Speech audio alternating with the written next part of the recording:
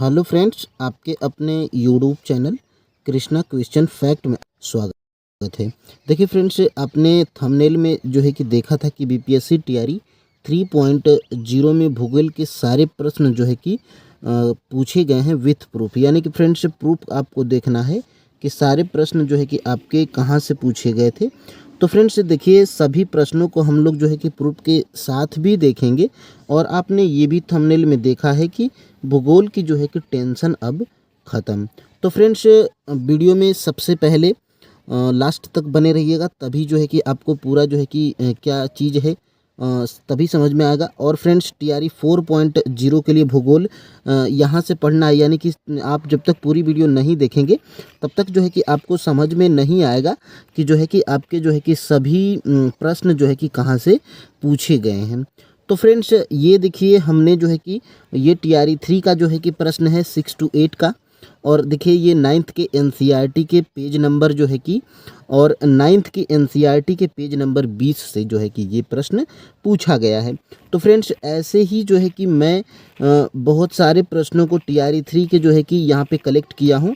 ये फ्रेंड्स, ये हमारा ये उद्देश्य ये था कि हमने जो है कि 9th की एनसीईआरटी को जो है कि पेज वाइज जो है कि पढ़ा रहे हैं। ठीक है, तो देखिए, ये जो है कि प्रूफ आपको इसलिए दिखाना था ताकि फ्रेंड्स आपको बिलीव हो जाए कि हाँ, प्रश्न जो है कि एनसीईआरटी से ही बनते हैं। तो हमें जो है कि एनसीईआरटी ही बढ़िया से पढ़ लेना है। वो भी फ्रेंड्स, एनसीईआरटी ये जो है कि पूरी वीडियो अगर आप देख लेंगे तो आपको जो है कि क्लियर हो जाएगा कि जो है कि 9th और 10th की जो है कि जियोग्राफी जो है कि आपको पढ़ना कितना जो है कि ज़रूरी है। ठीक है, तो 9th की जियोग्राफी और 10th की जियोग्राफी, सिर्फ हम लोग आज जियोग्राफी पे बात करेंगे। हम लोग साइंस पे भी बात करेंगे लेकिन दूसरे दिन। ठीक है, ये देखिए, सारे प्रश्न आपके जो है कि यहाँ पर ये सारे प्रश्न जो है कि आपके 9th और 10th के ही लगभग जियोग्राफी से सारे प्रश्न जो है कि आपके पूछ लिए गए थे। अब फ्रेंड्स देखिए, आज का मुद्दा हमारा क्या है। तो आज का मुद्दा देखिए हमारा यही है कि जो है कि ये देखिए, मैं जो है कि स्टार्ट किया हूँ सीरीज। ये जो है कि मैं पढ़ा चुका हूँ। ये देखिए, मैं जो आपके जो है कि 9th और 10th के चैप्टर वाइज में फैक्ट और जो है कि एमसीक्यूज पढ़ा रहा हूँ। तो ये देखिएगा, ये जो जो आपके लिए इम्पोर्टेंट है वही चीज़ें जो है कि हम जो है कि हाइलाइटर से हाईलाइट करके आपको जो है कि पढ़ा रहे हैं। ठीक है, तो और यहीं से जो है कि आपके प्रश्न भी बनते हैं। आप वीडियो में लास्ट तक बने रहिएगा। और यहाँ पर देख सकते हैं आप, मैं कितने बढ़िया तरीके से जो है कि 9th की एनसीईआरटी को जो है कि चैप्टर वाइज पढ़ा रहा हूँ। ठीक है, और यहाँ पर देखिएगा, ये सारे फैक्ट हैं। ये हमारे टेलीग्राम चैनल पर भी अवेलेबल हैं। मैं जो है कि 9th के एनसीईआरटी का जो है कि चैप्टर 1, चैप्टर 2 और चैप्टर 3 फैक्ट और एमसीक्यूज के साथ में करवा चुका हूँ। ये देखिए, ये प्रश्न जो है कि आपका हूबहू पूछा गया था। आपके 6 to 8 में आप जो है कि वीडियो को देखेंगे तो आपको क्लियर हो जाएगा। ये देखिए, मैं जो है कि पढ़ा चुका हूँ। यहाँ पर देखिएगा, ये पेज नंबर जो है कि 20 है। और महानदी का उद्गम छत्तीसगढ़ की उच्च भूमि से होता है और जो है कि इसके अपवाह द्रोणी महाराष्ट्र, छत्तीसगढ़, झारखंड तथा उड़ीसा में है। ये प्रश्न जो है कि आपका पूछा गया था। ये देखिए, ये मैं पढ़ा चुका हूँ और लगभग अब तक हम लोग 3 चैप्टर जो है कि पढ़ चुके हैं। ये देखिए, ये मैं अपने टेलीग्राम चैनल पर सभी चैप्टर वाइज जो मैं पढ़ाता हूँ हाईलाइट के साथ में, एमसीक्यूज के साथ में, ये देखिए, ये मैं टेलीग्राम चैनल पर भी डाल दिया हूँ। ये देखिए, 9th के एनसीईआरटी चैप्टर 1, इसका जो है कि पीडीएफ है। और यहाँ पर देखिएगा 9th की एनसीईआरटी चैप्टर 2 भारत का भौतिक स्वरूप, इसके भी पीडीएफ हमारे टेलीग्राम चैनल पर हैं। और ये देखिए, 9th की एनसीईआरटी भूगोल जो है कि चैप्टर नंबर 3 अपवाह। ठीक है, तो इसके भी जो है कि टेलीग्राम चैनल पर पीडीएफ है, इसको जो है कि आप देख लीजिएगा। और यहाँ पर देखिए, हमारे चैनल के जो है कि प्लेलिस्ट में जाएंगे तो ये देखिए, हमारी प्लेलिस्ट बनी हुई है 9th की एनसीईआरटी भूगोल समकालीन भारत फैक्ट प्लस एमसीक्यूज। तो यहाँ पर देखिए, ये जो है कि क्लास 1 है।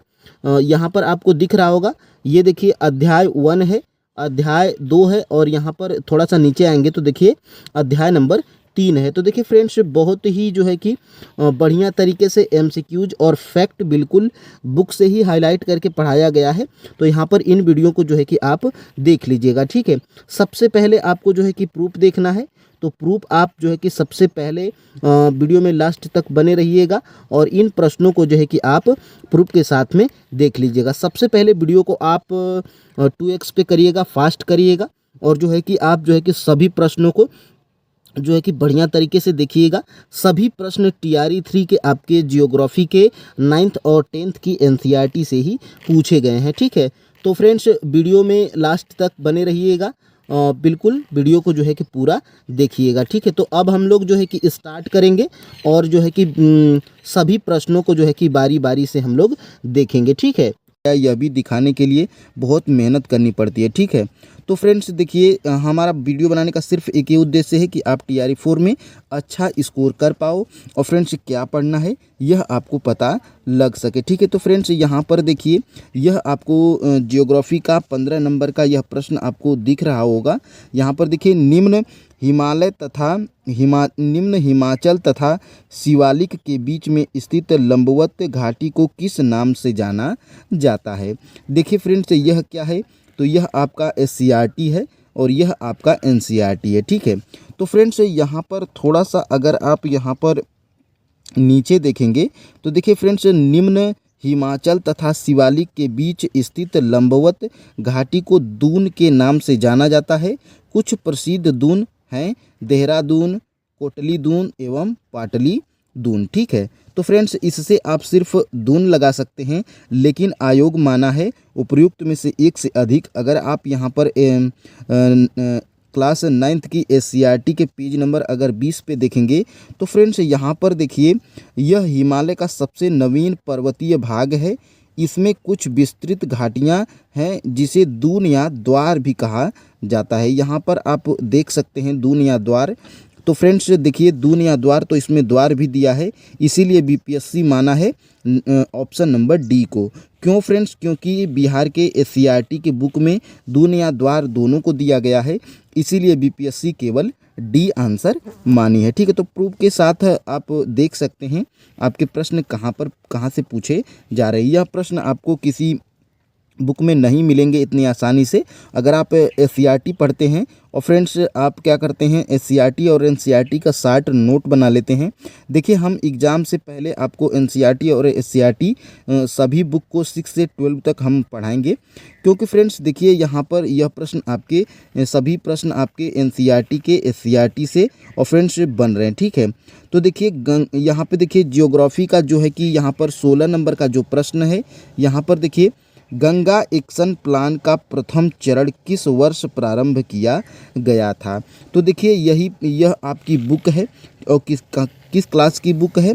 तो फ्रेंड्स देखिए, 9th की NCERT के अगर पेज नंबर 22 पे जाएंगे और 9th के SCERT के पेज नंबर 43 पे जाएंगे तो यह प्रश्न आपको मिल जाएगा। यहाँ पर देखिए, यह थोड़ा छोटा है जिसको आपको देखने में असुविधा होगी, तो यहाँ पर देखिए इसी को हम यहाँ पे थोड़ा सा बड़ा में कटिंग करके लगाए हैं। यहाँ पर देखिए, राष्ट्रीय नदी संरक्षण योजना NRCP। तो देखिए, देश में नदी सफाई कार्यक्रम का शुभारंभ 1985 में गंगा एक्शन प्लान GAP के साथ आरंभ हुआ था। तो यहाँ पर थोड़ा सा अगर आप जूम करके देखेंगे तो देखिए फ्रेंड्स, यहाँ पर आपको 1985 यहाँ पर दिख रहा होगा, ठीक है, जो कि आपके NCERT से है और SCERT दोनों में दिया गया है। तो यहाँ पर फ्रेंड्स अगर आप पढ़े रहेंगे तो बिल्कुल आप 1985 टिक कर पाएंगे, ठीक है। तो देखिए फ्रेंड्स, आपके सारे प्रश्न NCERT और SCERT से हैं। फ्रेंड्स अगर आप TRE 4 देंगे तो हमारी मानिएगा तो आप 6 से 12 तक आप NCERT को पढ़िएगा। देखिए फ्रेंड्स, SCERT NCERT दोनों पढ़ेंगे तो बहुत ज़्यादा हो जाएगा। आप सिर्फ केवल NCERT पढ़िएगा, ठीक है। SCERT का कोई आप देख लीजिएगा, कोई 1-2 क्लास की पढ़िएगा, ठीक है। लेकिन 6 से 12 तक आपको NCERT जरूर पढ़ना है, क्योंकि फ्रेंड्स सारे प्रश्न आपके वहीं से मिलते हैं, ठीक है। देखिए, SCERT पढ़ने का ये मतलब होता है कि SCERT में देखिए बिहार राज्य विशेष के भी कुछ जानकारियाँ दी रहती हैं, ठीक है। लेकिन NCERT में ये होता है कि वो सभी राज्य को विशेष दर्जा देकर चलते हैं, इसलिए फ्रेंड्स कुछ ऐसे प्रश्न हैं जो कि बिहार के प्रश्न आपके NCERT में नहीं मिल पाते हैं, ठीक है। तो इस प्रश्न को आपने देखा, कहाँ से था। और फ्रेंड्स थोड़ा सा अगर आप नीचे आएंगे तो देखेंगे यहाँ पर यह देखिए यह आपके 9 to 10th में भी पूछा गया था और आपके 6 to 8 में भी पूछ लिया गया था। देखिए ज्योग्राफी का 13 नंबर का प्रश्न, देखिए निम्न में से कौन सा क्षेत्र पूर्वांचल में शामिल है। ठीक है, तो यहाँ पर देखिए जयंतिया पहाड़ियाँ, खासी पहाड़ियाँ और गारो पहाड़ियाँ उपर्युक्त में से एक से अधिक आपका आंसर था। और फ्रेंड्स यहाँ पर इस प्रश्न को अगर आप देखेंगे 9th के एनसीईआरटी के पेज नंबर 12 पर और फ्रेंड्स 9th के एनसीईआरटी के पेज नंबर 21 पे अगर आप देखेंगे तो यह प्रश्न आपको बिल्कुल मिल जाएगा। देखिए फ्रेंड्स यहाँ पर थोड़ा सा अगर आप देखेंगे, इसको थोड़ा सा बगल करते हैं। ठीक है, देखिए यहाँ पर आप अगर जाएंगे तो यहाँ पर देखिए उत्तर कचार पहाड़ी के नाम से जाना जाता है। यह एक भ्रंश के द्वारा छोटा नागपुर पठार से अलग हो गया है। पश्चिम से पूर्व की ओर 3 महत्वपूर्ण श्रृंखलाएं गारो, खासी और जयंतिया। ठीक है, तो देखिए यह प्रश्न आपके बिल्कुल आपके बुक से ही था। ठीक है, तो यहाँ पर देखिए यह प्रश्न आपने देख लिया। अब फ्रेंड्स थोड़ा सा अगर आप नीचे आएंगे तो देखेंगे दूसरे प्रश्न को। देखिए बेतवा नदी निम्नलिखित में से किस नदी में किस दिशा में बहती है। ठीक है, तो यहाँ पर अगर आप जाएंगे 9th के एनसीईआरटी के पेज नंबर 11 पे तो फ्रेंड्स बिल्कुल यह प्रश्न आपको मिल जाएगा। यहाँ पर देखिए पश्चिम में यह धीरे धीरे राजस्थान के बलुई तथा पथरीली मरुस्थल से मिल जाता है। इस क्षेत्र में बहने वाली नदियाँ चंबल, सिंधु, बेतवा यहाँ पर आप देख सकते हैं तथा केन दक्षिण पश्चिम से उत्तर पूर्व की तरफ बहती हैं। देखिए बिल्कुल कितना बढ़िया तरीके से यहाँ पर दे रखा है। यहाँ पर देखिए दक्षिण पश्चिम और यहाँ पर देखिए से उत्तर पूर्व की तरफ। तो यहाँ पर देख सकते हैं आप दक्षिण पश्चिम से उत्तर पूर्व की ओर। और यहाँ पे बेतवा की बात की जा रही है तो ऑप्शन नंबर आपका ए वाला बिल्कुल राइट आंसर था। और बिल्कुल देखिए यह आपके 9th के एनसीईआरटी के पेज नंबर 11 पे यह आपको मिल जाएगा। देखिए फ्रेंड्स अगर आपके पास एनसीईआरटी है और फ्रेंड्स ये इस प्रश्न को आप 9th के जाएंगे जब पेज नंबर 11 पे तो फ्रेंड्स शायद आपको यह न मिले। तो देखिए हमारे पास क्या है कि ओल्ड एनसीईआरटी है। ठीक है, देखिए अगर आपके पास ओल्ड एनसीईआरटी है तो पेज नंबर 11 पे तो यह मिल जाएगा। लेकिन फ्रेंड्स अगर आपके पास न्यू एनसीईआरटी की बुक है 9th की, ठीक है, तो फ्रेंड्स उसमें यह आप 12 नंबर पेज पे खोज सकते हैं, 13 नंबर पेज पे खोज सकते हैं। ठीक है, तो यह आपको ज़रूर मिल जाएगा, आप यहाँ पे देख लीजिएगा। अब फ्रेंड्स देखिए थोड़ा सा अगर आप नीचे आएंगे तो देखेंगे बिहार में औसत वार्षिक वर्षा कितनी होती है। तो देखिए फ्रेंड्स बिहार से जो भी प्रश्न पूछे गए हैं वो आपके एससीईआरटी से पूछे गए हैं। ठीक है, तो इसीलिए आपको एससीईआरटी अगर आप पढ़ लेते हैं तो 6 से 7 प्रश्न आपके ज्योग्राफी के बिल्कुल बिहार से पूछे जाते हैं, बिहार ज्योग्राफी से, तो वो आपके एससीईआरटी में मिल जाएंगे। लेकिन बाकी प्रश्न आपके एनसीईआरटी से मिलेंगे। ठीक है, तो यहाँ पर देखिए 7th की अगर आप एससीईआरटी के पेज नंबर 73 पे जाएंगे तो बिल्कुल यह प्रश्न आपको मिल जाएगा। यहाँ पर देखिए यहाँ पर थोड़ा सा अगर आप देखेंगे तो यहाँ वर्षा बंगाल की खाड़ी के मानसून से होती है जो लगभग 100 से 150 सेंटीमीटर औसत वार्षिक वर्षा करती है। ठीक है, तो देखिए 100 से 150 है जो कि ऑप्शन में एग्जैक्ट नहीं दिया गया है। तो देखिए 100 से 200 दिया गया है तो इसी के बीच में आता है। तो फ्रेंड्स बिल्कुल आपका आंसर क्या हो जाएगा, ऑप्शन नंबर ए हो जाएगा। ठीक है, तो देखिए 7th के एससीईआरटी के पेज नंबर 73 से यह प्रश्न आपको मिला था। अब फ्रेंड्स थोड़ा सा अगर आप नीचे आएंगे तो देखेंगे अगले प्रश्न को। देखिए फ्रेंड्स हम लोग ज़्यादा लॉन्ग वीडियो नहीं करेंगे, बस हम लोग सिर्फ डायरेक्टली देखते जाएंगे कि कौन सा प्रश्न किस क्लास के किस पेज से पूछा गया है, एनसीईआरटी से कि एससीईआरटी से। ठीक है, तो यहाँ पर देखिए हाँ, हजीरा विजयपुर जगदीशपुर गैस पाइपलाइन की लंबाई कितनी है। ठीक है, तो देखिए इसकी लंबाई कितनी है।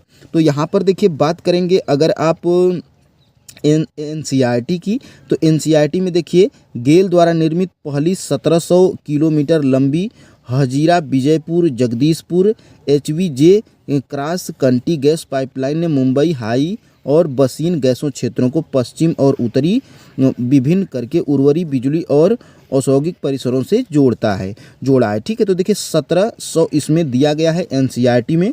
और आप अगर सीईआरटी में जाएंगे तो देखिए यहाँ पर सीईआरटी में क्या दिया गया है, Hazira Vijaypur Jagdishpur gas pipeline 1730 kilometre यानी कि एग्जैक्ट दिया गया है। ठीक है, तो देखिए यहाँ पर 1700 आप बिल्कुल टिक कर पाएंगे अगर आप पढ़े रहेंगे। ठीक है, तो देखिए एनसीईआरटी और एससीईआरटी दिखाने का हमारा यही मतलब है कि फ्रेंड्स आपको अंदाज़ा लगेगा कि हाँ प्रश्न बिल्कुल आपके यहीं से पूछे जा रहे हैं। ठीक है, देखिए फ्रेंड्स कुछ लोग निगेटिव कमेंट करते हैं जो कि हमें बिल्कुल अच्छा नहीं लगता है, क्योंकि फ्रेंड्स बहुत मेहनत लगता है आपके सभी प्रश्न को बुक से खोजना और फ्रेंड्स आपको बताना। ठीक है, देखिए यहाँ पर 35 नंबर के अगर प्रश्न को अगर आप देखेंगे, देखिए 6 to 8 का है ज्योग्राफी का, जिसमें कौन सी नदी भारत और नेपाल के बीच सीमा बनाती है। तो देखिए काली नदी बनाती है, ऑप्शन नंबर सी बिल्कुल राइट आंसर है।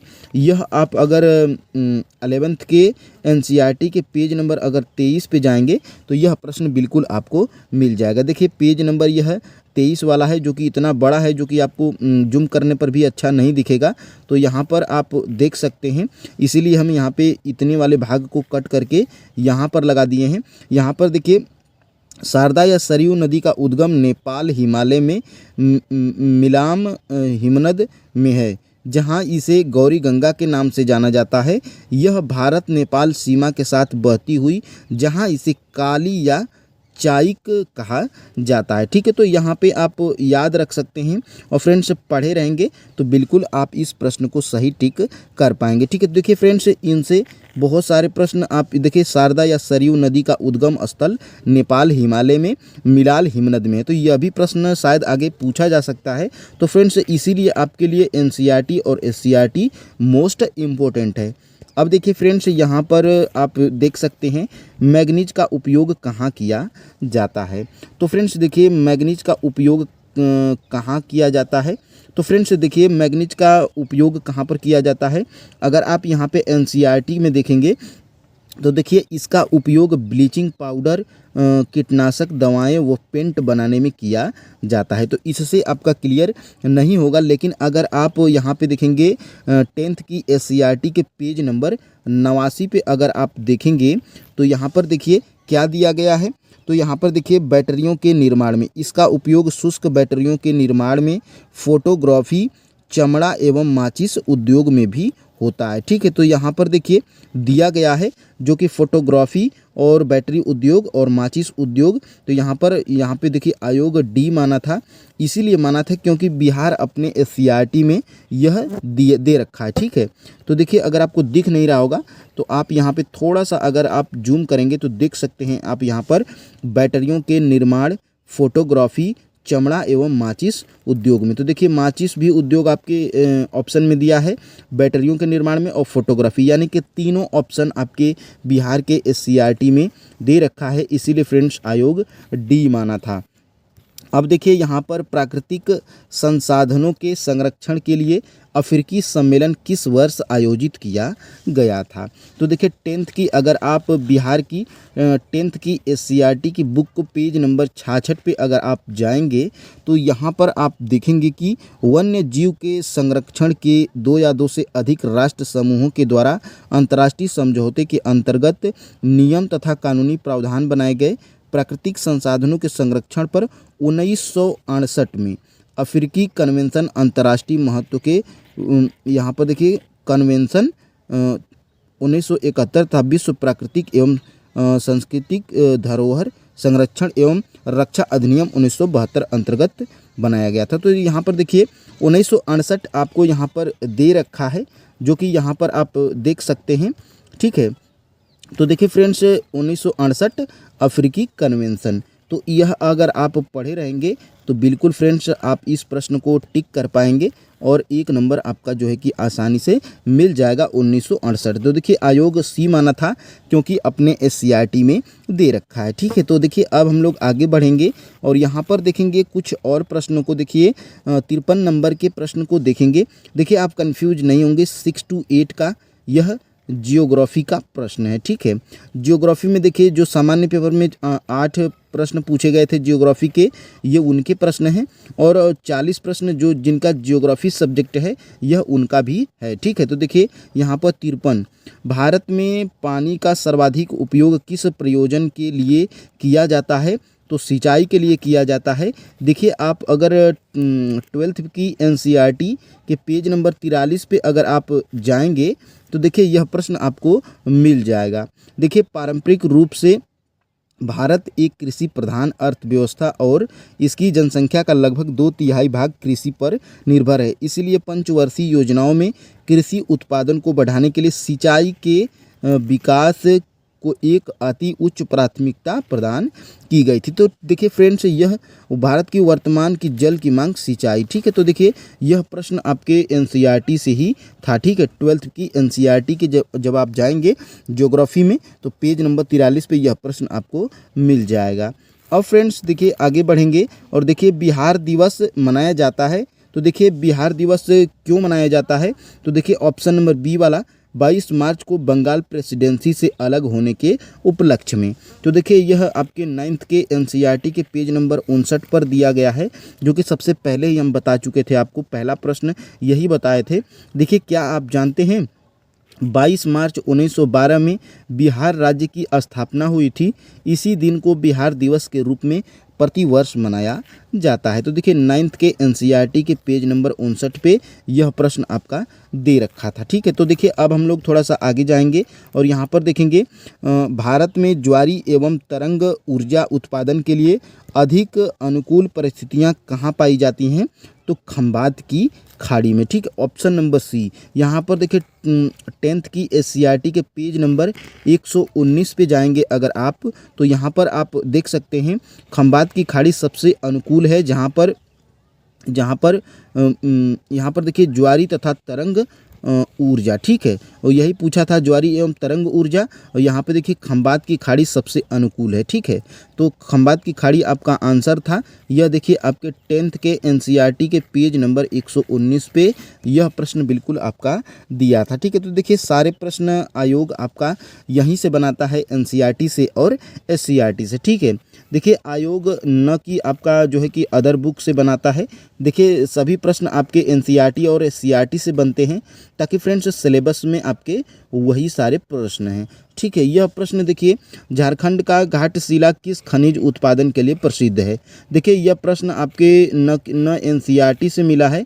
ठीक है, न ही फ्रेंड्स यह आपके एससीईआरटी में मिला है। ठीक है, तो यह प्रश्न आप देखिए अगर आप कोई भी एनसीईआरटी और एससीईआरटी के साथ में आपको क्या पढ़ना है, कोई एक कॉमन बुक। देखिए लुसेंट हम इसलिए बताते हैं क्योंकि फ्रेंड्स लुसेंट लगभग सभी के पास होती है। ठीक है, तो लुसेंट पढ़ेंगे तो लुसेंट में यह आपको आसानी से मिल जाएगा।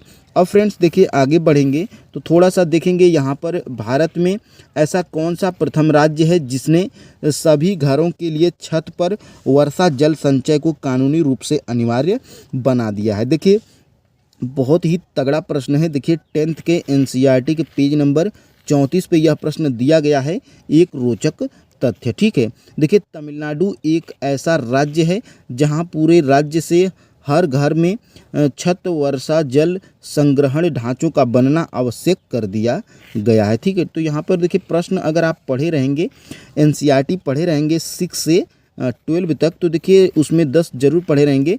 तो देखिए 10 के एनसीईआरटी में बिल्कुल तमिलनाडु पढ़े रहेंगे और बिल्कुल एग्जाम में सोचेंगे नहीं, तमिलनाडु को टिक करेंगे और आपका 1 नंबर कन्फर्म हो जाएगा। ठीक है, तो देखिए आपको एनसीईआरटी एससीईआरटी जरूर पढ़ लेना है, क्योंकि एग्ज़ाम अभी आपका जल्दी इतना होने वाला नहीं है। देखिए अप्रैल या मई में जाएगा। ठीक है, लेकिन फ्रेंड्स आएगा कन्फर्म। यहाँ पर देखिए ज्योग्राफी का दूसरा प्रश्न, यहाँ पर देखिए सदिया और धुबरी के मध्य राष्ट्रीय जलमार्ग संख्या 2 यानी कि राष्ट्रीय जलमार्ग 2 की बात की जा रही है कि लंबाई कितनी है? ठीक है, तो देखिए 10th के एनसीईआरटी के पेज नंबर अगर 90 पर अगर आप जाएंगे तो यहाँ पर अगर आप देखेंगे नौगम्य जलमार्ग संख्या 2। ठीक है, तो देखिए यहाँ पर देखिए आप यहाँ पर देखिए सदिया व धुबरी के मध्य 891 यहाँ पर देखिए 891 किमी लंबा ब्रह्मपुत्र नदी जलमार्ग नौगम्य जलमार्ग संख्या 2 के नाम से जाना जाता है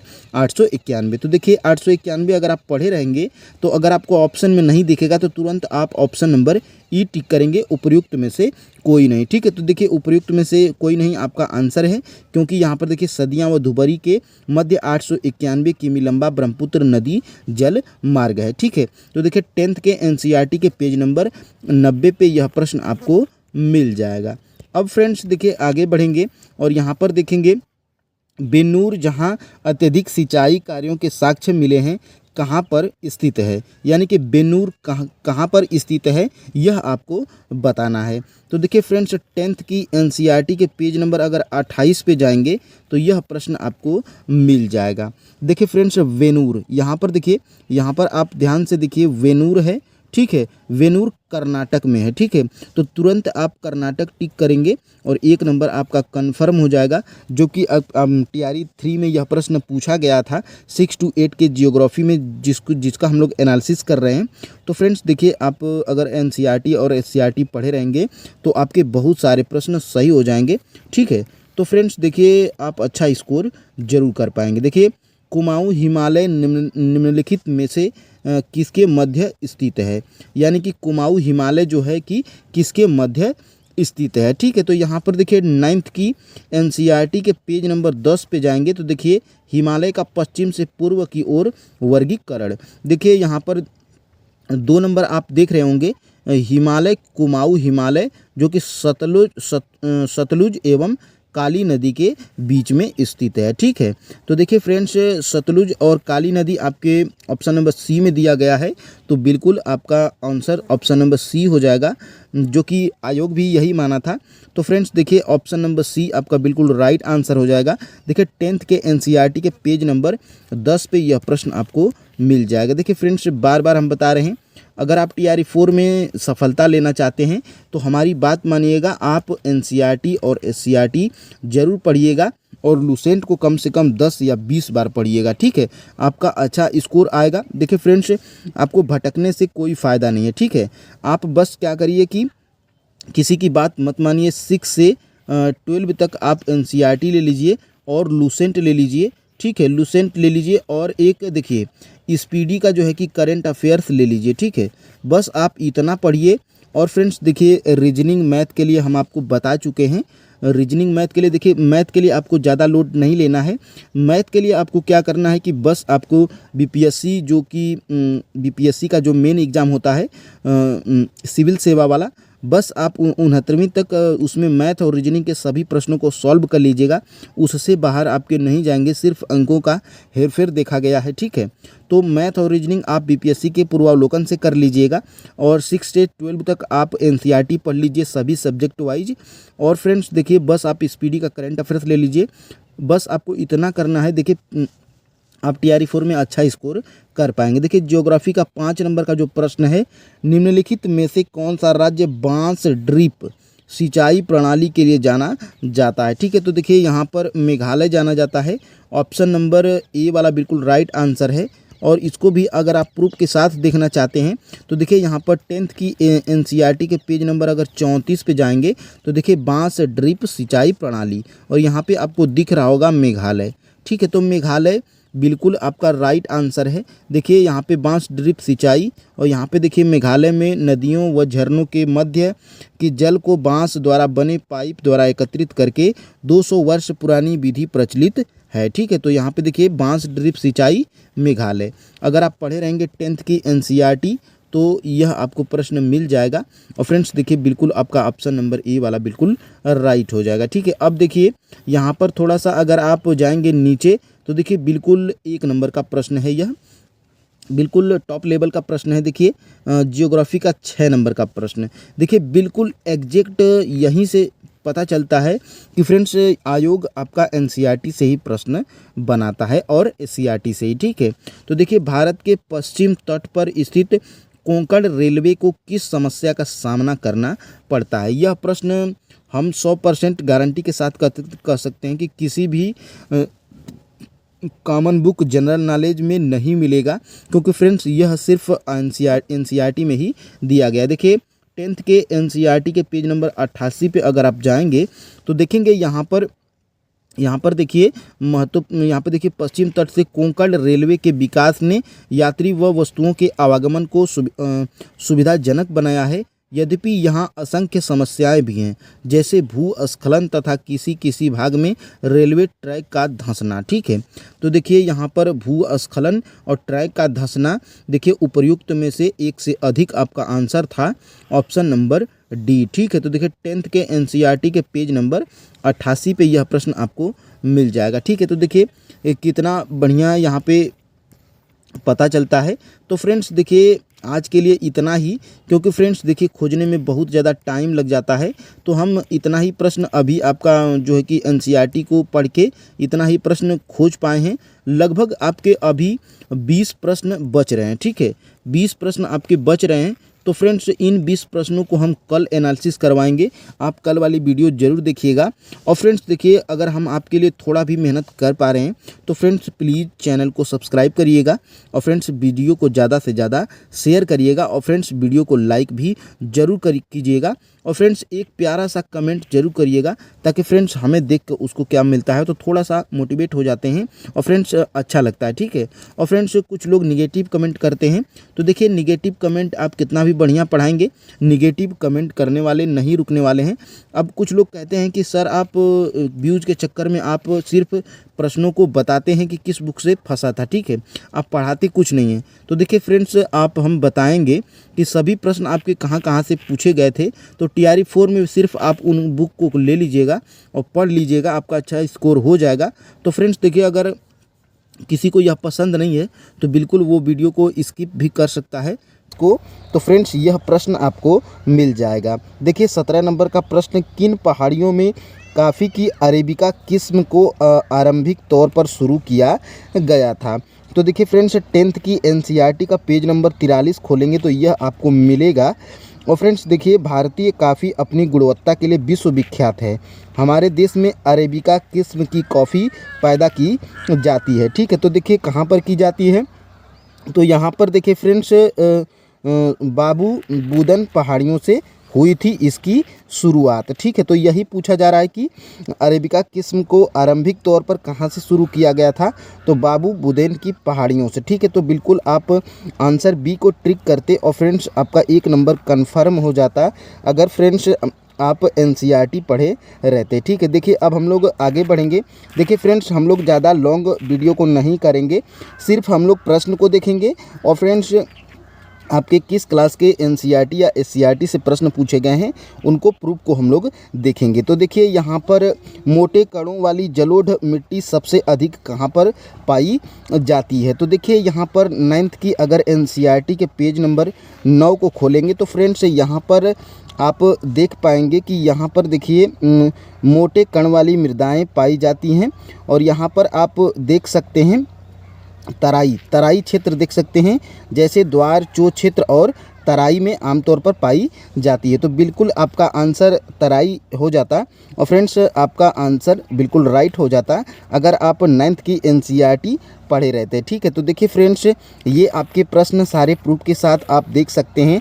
यहाँ पर इस प्रश्न को आप देखेंगे तो बिल्कुल अगर आप कोई सामान्य बुक पढ़े रहेंगे तो उससे यह प्रश्न आपका गलत हो जाएगा। देखिए फ्रेंड्स जियोग्राफी का 19 नंबर का जो प्रश्न था, भारत में कितनी रेलवे जोन है? ठीक है, तो बिल्कुल आपको पता है कि 17 रेलवे जोन है। ठीक है, तो यहाँ पर आप बिल्कुल आप यहाँ पे देख सकते हैं भारत में कितनी रेलवे जोन है। ठीक है, तो देखिए 10th की अगर एनसीईआरटी का पेज नंबर अगर 87 खोलेंगे यानी कि 87, तो यह आपको प्रश्न बिल्कुल क्लियर हो जाएगा कि हाँ हमारा right answer option number B है, 16 रेलवे जोन है। यहाँ पर देखिए 10th के एनसीईआरटी में बिल्कुल दे रखा है कि भारतीय रेल परिवहन को 17 रेल प्रखंडों में पुनः संकलित किया गया है और यहाँ पर आप देख सकते हैं नीचे भारतीय रेल परिवहन को 16 रेल खंडों में पुनः संकलित किया गया है। तो राइट आंसर आपका 16 है और आपको पता होगा कि 17 था, तो बिल्कुल आप उपयुक्त में से कोई नहीं लगाते और फ्रेंड्स बिल्कुल आपका 1 नंबर गलत हो जाता।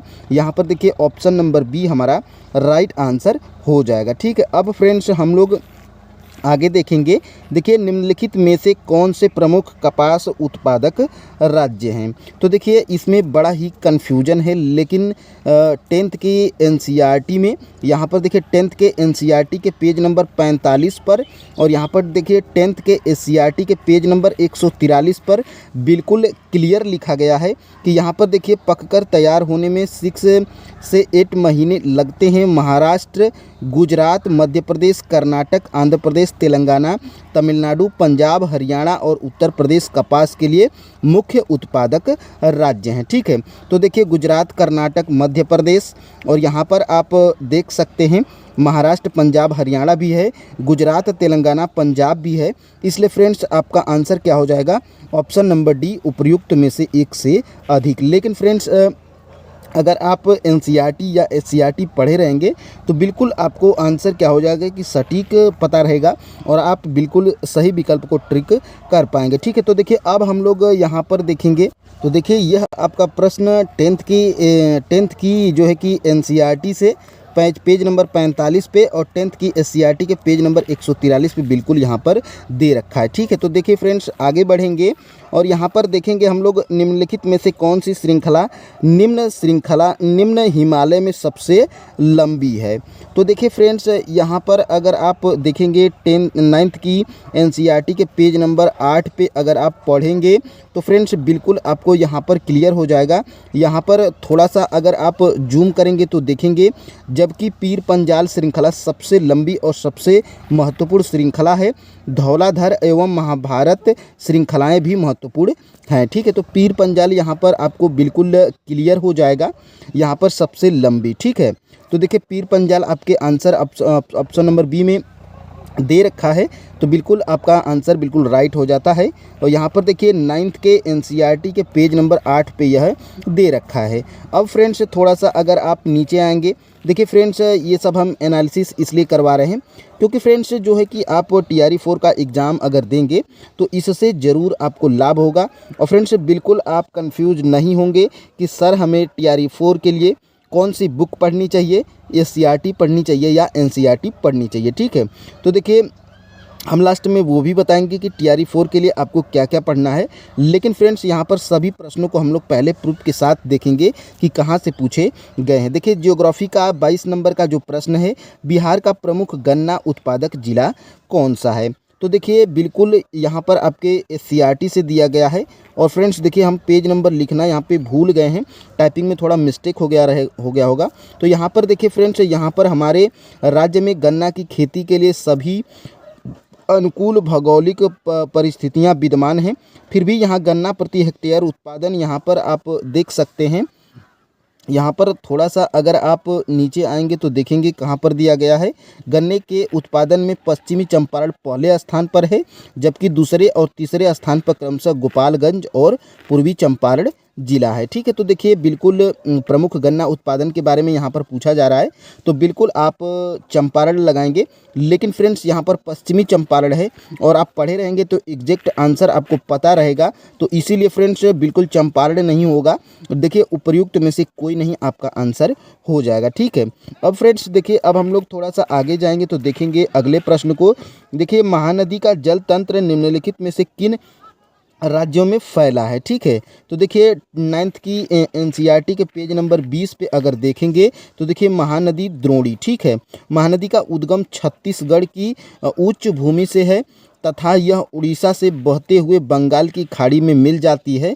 यहाँ पर देखिए इसके अपवाह द्रोणी महाराष्ट्र, छत्तीसगढ़, झारखंड तथा उड़ीसा है। ठीक है, तो देखिए छत्तीसगढ़ यहाँ पर दे रखा है, झारखंड भी दे रखा है।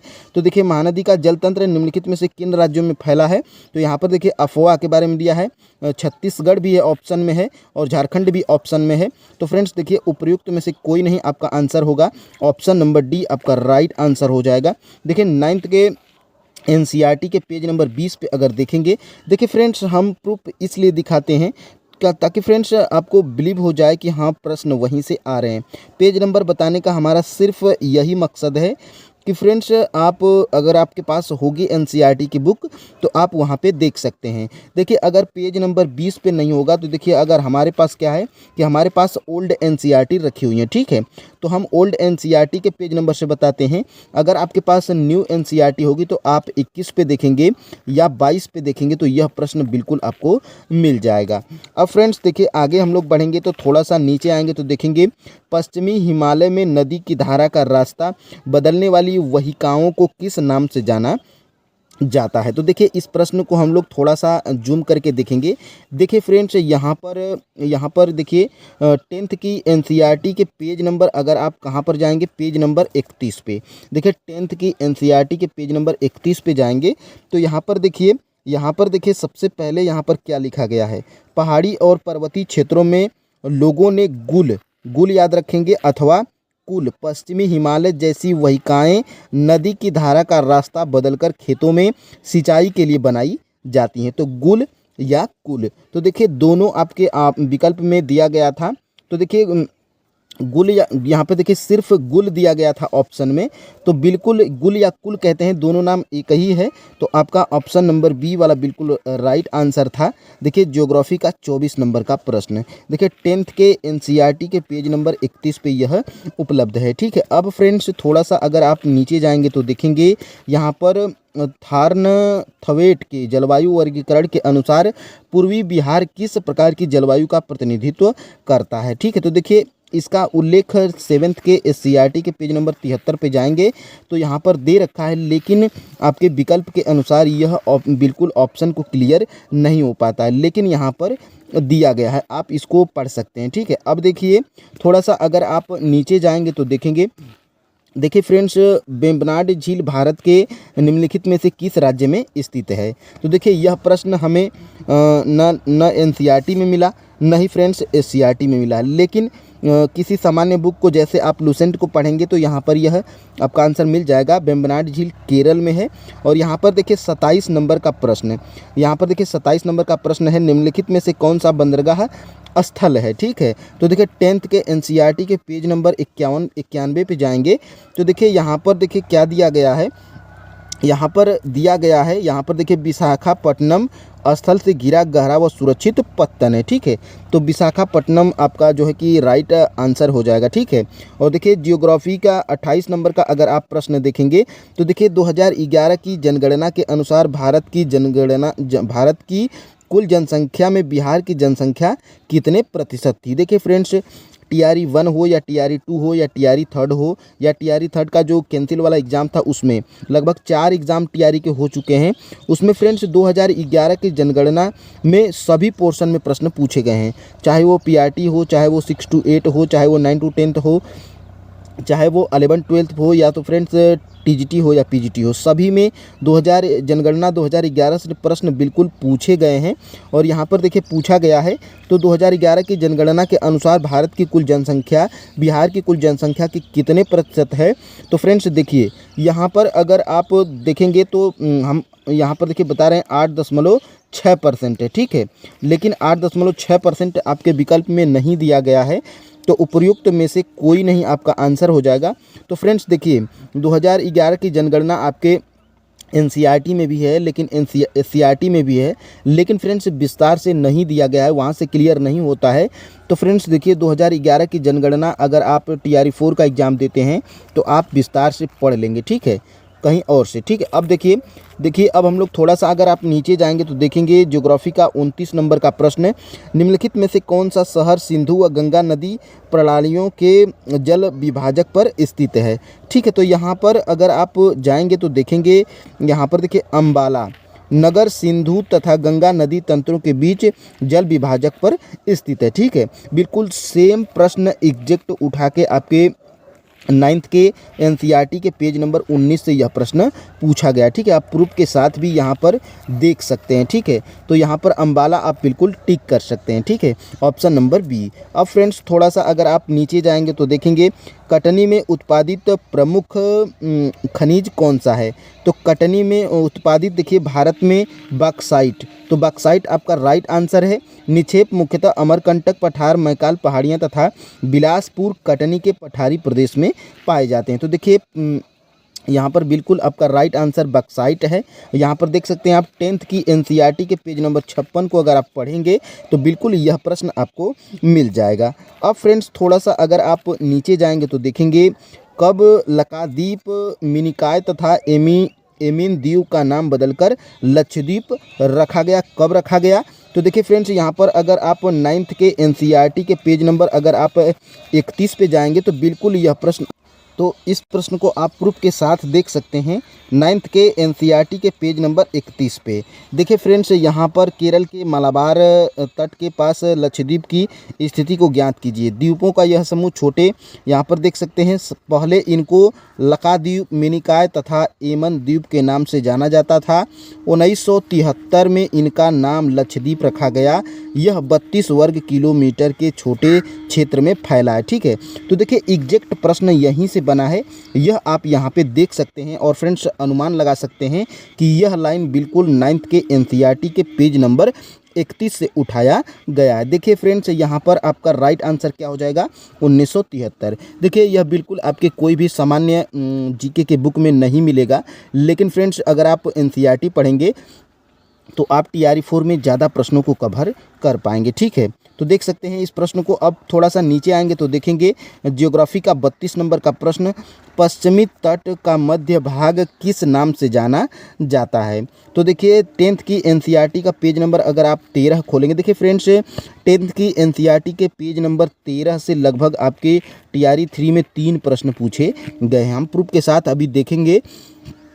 और यहाँ पर देखिए पश्चिमी तट का मध्य भाग किस नाम से जाना जाता है। ठीक है, तो देखिए यहाँ पर तट के उत्तरी भाग को कोंकण, मुंबई तथा गोवा, मध्य भाग को कन्नड़ मैदान एवं दक्षिणी भाग को मलाबार तट कहा जाता है। तो देखिए मलाबार आपका राइट आंसर है। यह आप 10th की एनसीईआरटी के पेज नंबर 13 पे आप देख सकते हैं। ठीक है, अब हम लोग थोड़ा सा नीचे जाएंगे तो देखेंगे यहाँ पर देखिए ज्योग्राफी का 33 नंबर का प्रश्न। देखिए ज्योग्राफी का यहाँ पे देखिए 10th की एनसीईआरटी का पेज नंबर अगर 56 आप देखेंगे तो यहाँ पर देखिए भारत में बक्साइट का सबसे बड़ा उत्पादक राज्य कौन सा है। देखिए एक तो यहाँ पर पूछा था कटनी, जो कि आपका आंसर था। ठीक है, और बक्साइट आंसर था। और इसी प्रश्न को देखिए घुमा के ज्योग्राफी का 33 नंबर का प्रश्न पूछ लिया है कि भारत में बक्साइट का सबसे बड़ा उत्पादक राज्य कौन सा है। तो देखिए उड़ीसा है। ठीक है, तो उड़ीसा भारत का सबसे बड़ा बक्साइट उत्पादक राज्य है। यह लाइन बिल्कुल एनसीईआरटी की है, आप इसको देख सकते हैं। जबकि यहाँ पर जो है कि उड़ीसा आपके विकल्प में नहीं है, तो आप इनमें से उपयुक्त में से कोई नहीं लगा सकते हैं। बिल्कुल आपका राइट आंसर हो जाएगा। ठीक है, तो देखिए आप प्रूफ के साथ देख सकते हैं। अब हम लोग थोड़ा सा नीचे जाएंगे तो देखेंगे रेल होल खनन भारत के किस राज्य में किया जाता है। तो इस प्रश्न को आप देखे होंगे तो आपका दिमाग हिल गया होगा कि ये कहाँ से प्रश्न बन रहा है। तो देखिए यह प्रश्न आपके एनसीईआरटी से बनता है, आपको बिल्कुल कंफ्यूज नहीं होना है। इसीलिए फ्रेंड्स आप प्रूफ के साथ यहाँ पर देख सकते हैं 10th की एनसीईआरटी का पेज नंबर अगर आप 53 खोलेंगे तो यह रेल होल खनन के बारे में यहाँ पर दिया गया है। और यहाँ पर देखिए रेल होल खनन कहाँ पर किया जाता है, तो मेघालय में किया जाता है। यहाँ पर आप देख सकते हैं, और मेघालय आपके विकल्प में नहीं है, तो उपर्युक्त में से कोई नहीं आप यहाँ पे लगाएंगे, बिल्कुल आपको 1 नंबर मिल जाएगा। ठीक है, तो इसीलिए आपको एनसीईआरटी ज़रूर पढ़ना है।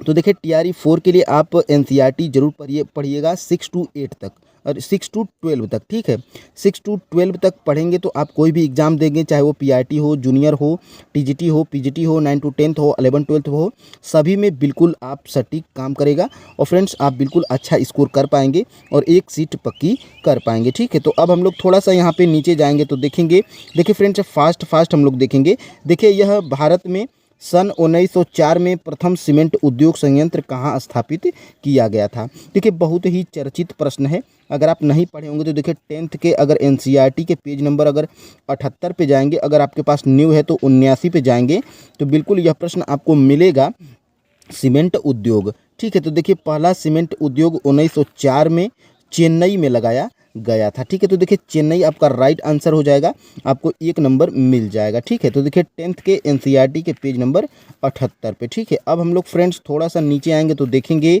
2001 और 2011 के मध्य बिहार में जनसंख्या की 10 की वृद्धि दर कितने प्रतिशत थी। ठीक है, तो कितने प्रतिशत थी, इसको भी हम लोग यहाँ पे थोड़ा सा प्रूफ के साथ देखेंगे। और फ्रेंड्स देखिए, यह हमारा किसी भी एनसीईआरटी या एससीईआरटी में नहीं मिला है, ठीक है। तो यहाँ पर इसको हम लोग, इसका आंसर क्या हो जाएगा, तो देखिए इसका आंसर क्या हो जाएगा, तो इसका आंसर हो जाएगा 25.4 हो जाएगा, ठीक है। जो कि 25.4 हमारे किसी भी ऑप्शन में नहीं दिया गया है, तो बिल्कुल आप यहाँ पे क्या लगाएंगे, उपयुक्त में से कोई नहीं, ठीक है। तो देखिए 2011 की जनगणना बिल्कुल आपको पढ़ना बहुत ही ज़रूरी है। और यहाँ पे अगर आप थोड़ा सा अगर आप नीचे आएंगे तो देखेंगे इस प्रश्न को, देखिए 37 नंबर का प्रश्न आप यहाँ पे पढ़ेंगे, निम्नलिखित में से कौन सी सिंधु नदी सहायक नदी कश्मीर क्षेत्र में मिलती है, ठीक है। तो देखिए सिंधु के सहायक नदियाँ पूछा जा रहा है। अगर आप 10th की, यहाँ पे देखिए 9th की अगर एनसीईआरटी पढ़ेंगे पेज नंबर 17 को, देखिए फ्रेंड्स पेज नंबर हम इसलिए बता रहे हैं कि आप देख सकें और आपको बिलीव हो सके, ठीक है। देखिए 9th के एनसीईआरटी के पेज नंबर अगर 17 पे जाएंगे तो यहाँ पर आप देख सकते हैं सिंधु नदी तंत्र, ठीक है। देखिए जास्कर, नुब्रा, श्योक तथा हुंजा इस नदी में मिलती हैं, ठीक है। तो देखिए जास्कर, नुब्रा, श्योक एवं हुंजा, ठीक है। तो देखिए तीनों ऑप्शन में बिल्कुल यहाँ पर आपको दिखाई दे रहा होगा श्योक, हुंजा और नुब्रा। तो देखिए उपयुक्त में से एक से अधिक, ऑप्शन नंबर डी बिल्कुल राइट आंसर हो जाएगा। देखिए यह ज्योग्राफी का 37 नंबर का प्रश्न आपके 9th के एनसीईआरटी के पेज नंबर 17 से पूछा गया है, ठीक है। अब हम लोग थोड़ा सा नीचे आएंगे तो देखेंगे 38 नंबर का प्रश्न।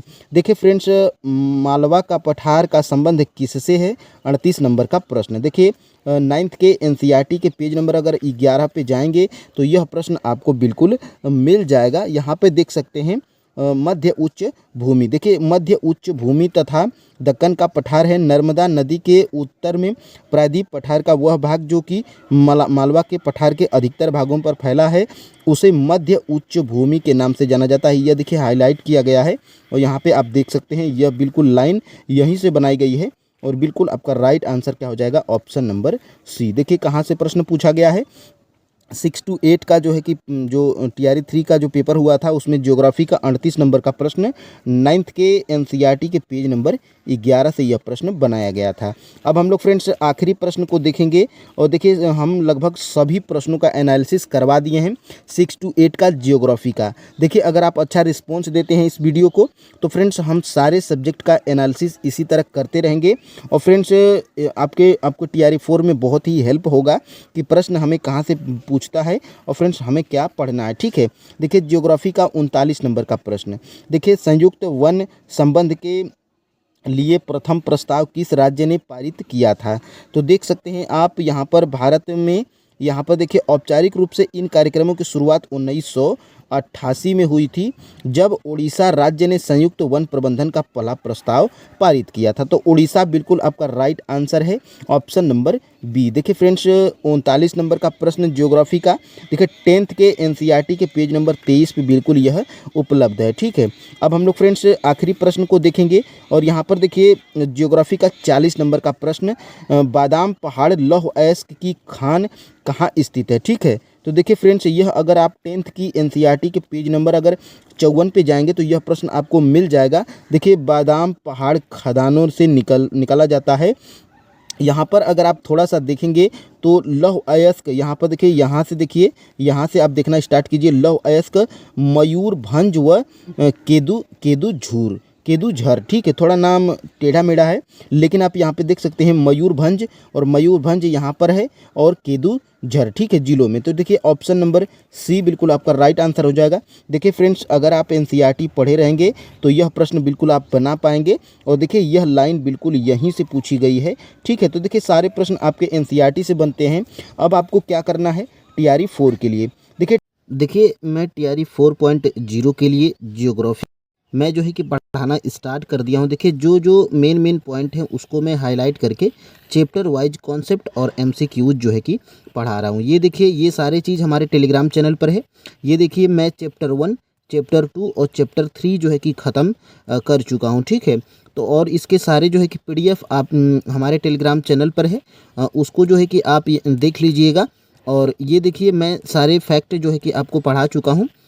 यहाँ पर प्लेलिस्ट बना दी गई है हमारे चैनल पर, वहाँ से भी आप देख सकते हैं, ठीक है। और ये देखिए ये सारे फैक्ट जो है कि हम जो है कि आपको पढ़ा चुके हैं। ठीक है, ये देखिए गंगा नदी तंत्र, सारे जो है कि आपके प्रश्न आपने देखा वीडियो में लास्ट तक अगर बने होंगे तो इन सारे प्रश्नों को जो है कि आप देख पाए होंगे। तो देखिए भूगोल के लिए जो है कि मैं अभी 9th की एनसीईआरटी को पढ़ा रहा हूँ और वहाँ से मैं 10th की एनसीईआरटी को ही लगभग 10 या 12 दिनों में 9 और 10 के जो है कि पूरे एनसीईआरटी को इसी तरह हाईलाइट करके जो है कि पढ़ा दूंगा। वहाँ पे जो है कि आप देख लीजिएगा। ठीक है, और यहाँ पर फ्रेंड्स चलिए मैं आपको टेलीग्राम चैनल भी दिखा देता हूँ कि कहाँ पर टेलीग्राम चैनल में डाला गया है। ये आपने ये प्रश्न देखिए, ये मैं पढ़ा चुका हूँ। ये देखिए ये चैप्टर शायद 1 का है। ठीक है, चैप्टर नंबर 1 का ही है शायद। ठीक है, तो ये देखिए महानदी के द्रोणी के बारे में पूछा गया था कि अफवाह इसका किन किन राज्यों में है। ये आपने प्रश्न देखा होगा, ये देखिए मैं पढ़ा चुका हूँ।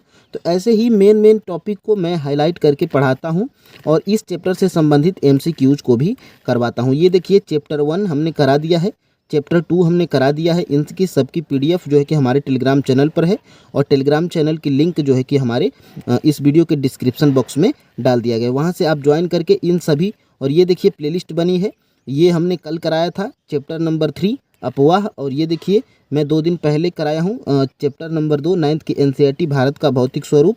और ये देखिए 3 दिन पहले जो है कि 9th के एनसीईआरटी के chapter number 1 concept plus MCQs भी करवाया हूँ, आकार और स्थिति। ठीक है, तो वहाँ पे आप जो है कि चैनल पे नए हैं तो चैनल से जुड़ जाइए और जो है कि सभी 9th और 10th की जो है कि ज्योग्राफी की एनसीईआरटी को पढ़ लीजिए। ज्योग्राफी इससे बाहर नहीं आएगा, यकीन मानिए, और आपने प्रूफ भी देख लिया। ठीक है, तो फ्रेंड्स आज के लिए इतना ही। वीडियो में लास्ट तक बने रहने के लिए धन्यवाद। और फ्रेंड्स आज के लिए इतना ही। जय हिंद।